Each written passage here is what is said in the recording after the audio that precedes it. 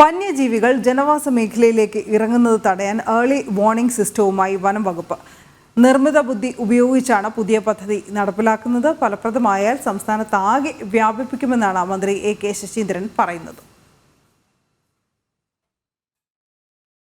സംസ്ഥാനത്ത് ആനയും പുലിയും ഉൾപ്പെടെ വന്യജീവികൾ ജനവാസ മേഖലയിലേക്കെത്തി ജനങ്ങളുടെ ജീവനും സ്വത്തും നശിപ്പിക്കുന്നത് തുടർക്കഥയാവുന്ന സാഹചര്യത്തിലാണ് ഇത് തടയുന്നതിനായി ഏർലി വാർണിംഗ് സിസ്റ്റം എന്ന പുതിയ പദ്ധതി വനംവകുപ്പ് നടപ്പാക്കുന്നത്.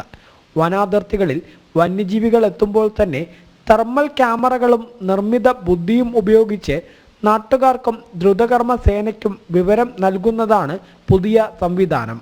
മന്ത്രി എ.കെ. ശശീന്ദ്രൻ പദ്ധതി ഉദ്ഘാടനം ചെയ്തു. വിജയിക്കുകയാണെങ്കിൽ സംസ്ഥാനത്താകെ വ്യാപിപ്പിക്കുമെന്നും മന്ത്രി പറഞ്ഞു.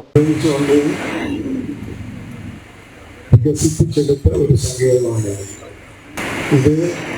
ഫലപ്രദമാണ് എന്ന് കണ്ടാൽ തീർച്ചയായും അത് കേരളത്തിലെ ഇതുപോലുള്ള സമാനമായ പ്രശ്നങ്ങൾ അനുഭവിക്കുന്ന മേഖലകളിലേക്ക് വന്യജീവി മനുഷ്യ സംഘർഷം അതിന് MLA പറഞ്ഞതുപോലെ ഫലപ്രദമായി കൈകാര്യം ചെയ്യാൻ പലരും വിമർശിക്കുന്നതുപോലെ കേരളത്തിന് സാധിക്കാത്തതല്ല.